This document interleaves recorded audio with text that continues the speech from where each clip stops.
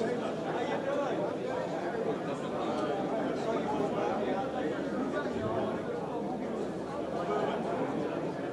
I'm going to tell you a little bit about YLs in Morse code and YLs in STEM. And throughout the presentation, you'll hear me say young YL, which sounds really repetitive. But at the YL forum yesterday, we made a point. YL, young lady, applies to anyone of any age who is female in ham radio. So young YL, I'm not being repetitive, I'm just a young female in a ham radio. Okay, so we'll start with some info about me. I was first licensed in 2019 at the age of 10 in 5th grade, and then I upgraded to general and extra later that year, so I got my extra when I was 11. I'm the YLRL youth chairwoman, the assistant youth section coordinator for Ohio. I currently teach Morse code classes for kids with the Long Island CW Club. I'm the president of my school's amateur radio club, K8LPS, and I'm a yacht member.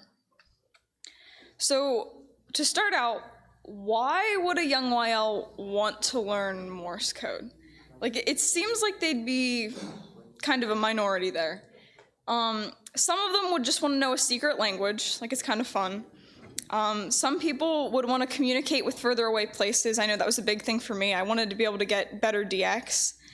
CW is also a really good way to get on HF in a lower cost way, because you can operate with QRP. Some just want to have another way to communicate, and a lot of times it's because a parent told them they had to. So there's a lot of advantages, actually, to being a young lady in CW. First, it'll set you apart from others. So like in college applications and stuff, oh, you know Morse code. Okay, that's kind of a leg up.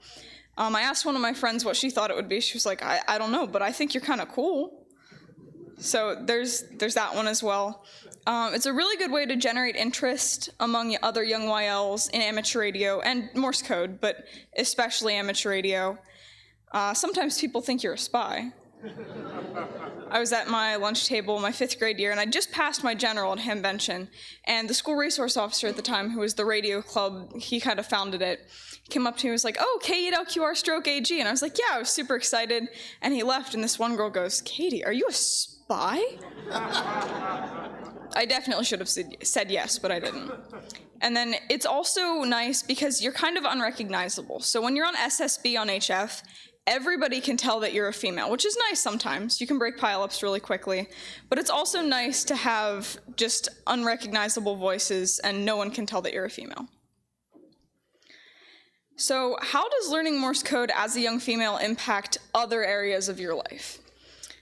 First off, it gives you a greater historical awareness. I'm super interested in the Titanic and learning more about that.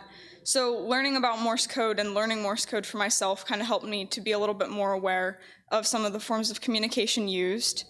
Obviously, there's increased neuroplasticity. That's been shown in a whole bunch of studies.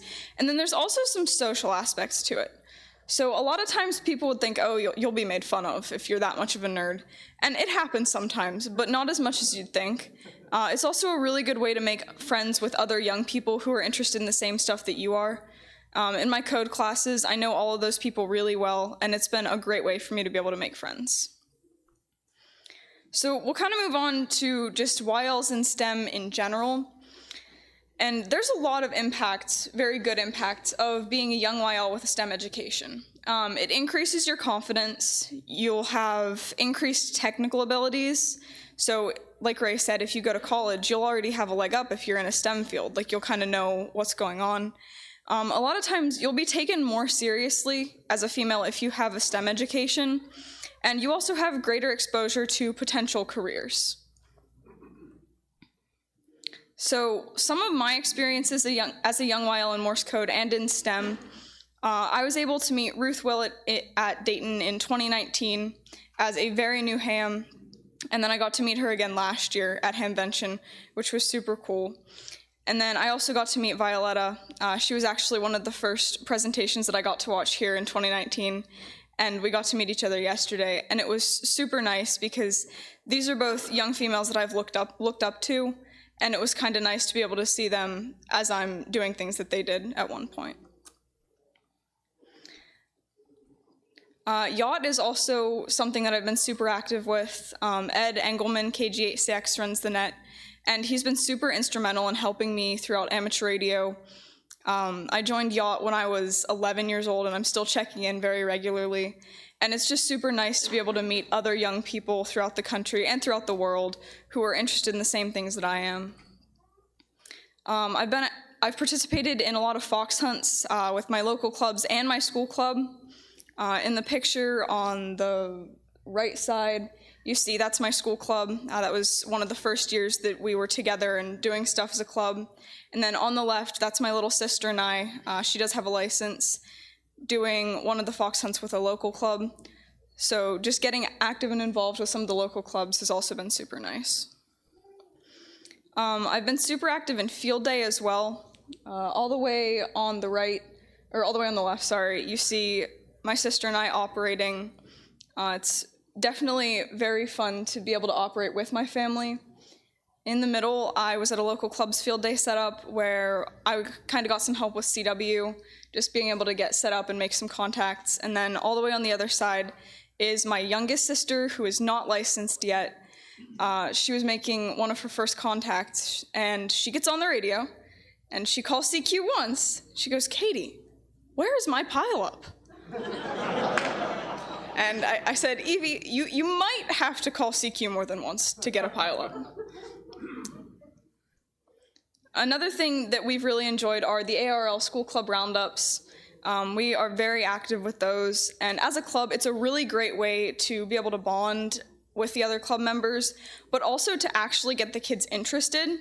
Until the school club roundups, sometimes we have a very heavy focus on electrical theory, and middle schoolers do not like electrical theory. So the school club roundups are a really good way to show them that you can actually do things with the stuff that you're learning, and they are able to make a whole bunch of connections with that as well.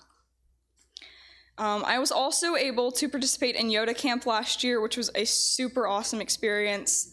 In the picture all the way on the left, the top one, we got to do a high altitude balloon launch, which was super fun. That was probably my favorite thing we did at camp. Right below that, we did some kit building, and then on the other side, we got to operate satellites a little bit, which was very, very fun.